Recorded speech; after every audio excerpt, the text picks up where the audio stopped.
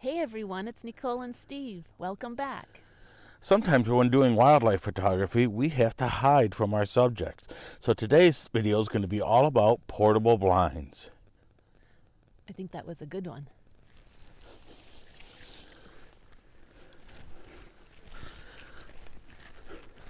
Is this thing on? I think it still is. Uh-oh.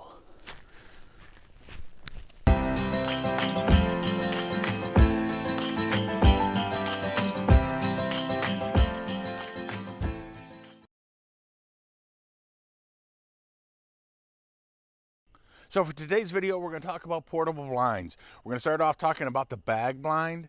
Then we're going to move up to a one-person chair blind, which is really useful. And we're going to talk about the two-person blind from Tragopan that Nicole and I use a lot. We're going to finish up talking about my favorite mobile blind, the floating blind. But first, the bag blind. So this is a bag blind. Bag blinds come in super handy. They're super small and easy to deploy. They roll up about the size of a loaf of bread. We are the structure to the bag blind. The camera's on a tripod. I'm sitting on a bucket. You could be on a rock, on a log. They set up in 15 seconds. So if we go to Yellowstone or a place like that, I like to have a bag blind with us because if we come across a nest site or a den site or something, we might need a blind to photograph. A bag blind is a great way to do it. Pretty inexpensive, less than $100. Yeah, super handy to have. Okay, another very quick to deploy and easy to have, easy to operate single one-person blind is a chair blind. This is made by Ameristep, and it's basically just like a camp chair with a blind that you can deploy over the chair, and it just pops down like that. Your lens pops out like that, and it works really very well. And these are actually made for hunters. They've got some with wider ports out front that'll give you a little more visibility, but if you're working a den or a nest site or something like that, your lens is going to be pointed in one direction. It works very, very well. That's a chair blind by Ameristep.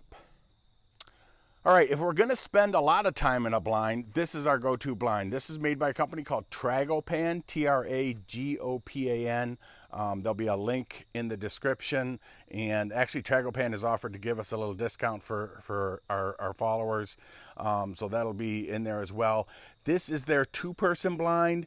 They also make a one-person blind. They make a ground blind. These blinds are designed by photographers for photographers, so they're very well thought out. If we go in closer here, you can see there's actually a slit for you to stick a tripod leg out the front that allows you to get those other two right up against the wall of the tripod or the wall of the blind, which allows you to get close behind your camera. He's got a lot of different possibilities with the snoot where your lens goes through. It's a Velcro system, so I've got the snoot on the big lens. Nicole is just photographing through a slit. He's also got a way that you can get fill flash hanging out the front of that too. So they really have thought about everything here. It sets up really quick. There's a fly that goes on it as well. I didn't, for demonstration purposes, I didn't put the fly on just because I wanted you to see the bones of the thing. But I can set this up in about 5 minutes. And again, their two-person blind works really well. There's plenty of room in here for two people. Hi, baby. Hey, a lot of good space in here. Yeah, lots of room. So let's see what she's shooting.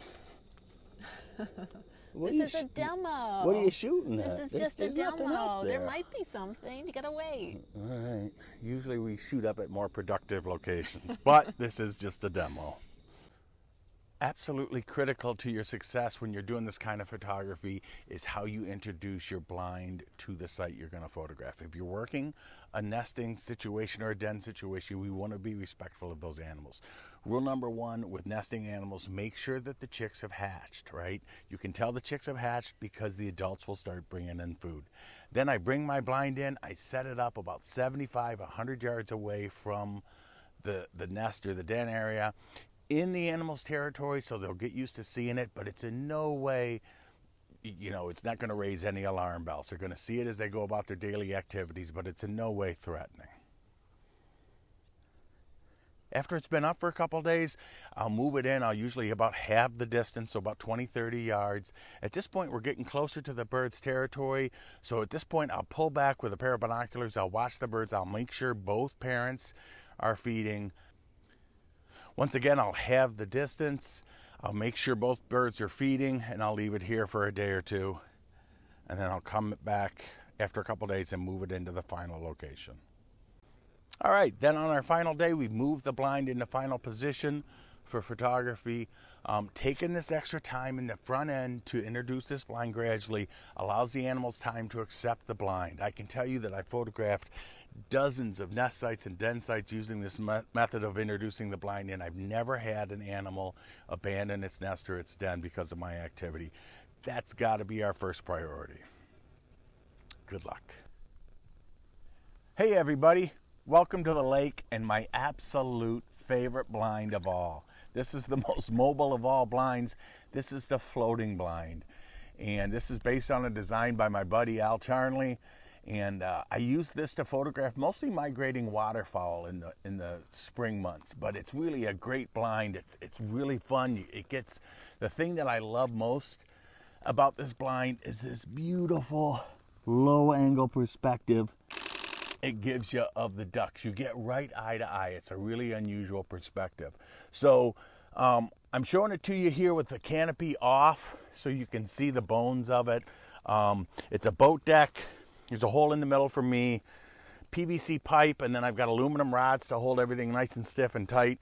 The top goes over it. There's Velcro along the side to hold it down.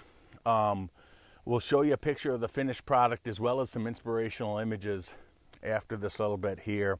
If you'd like to build a floating blind, Google my name and floating blind. There's a link on the website that will show you exactly how to do it, give you a materials list. It's really easy. It's a super awesome kind of blind to build. I really love it. It absolutely is my favorite thing to do in the spring. Subscribe to the channel, hit the notification button. The next set of videos we're going to take you to our home. We're going to show you how we do birds. We're going to show you our bird photography blind, our bird photography station, how we set up for woodpeckers and different songbirds. And then we're going to show you the latest addition to our blinds, which is an in-ground blind complete with reflecting pool. You got to see it to believe it. So stay tuned. Lots more cool stuff to come. Thanks for stopping by.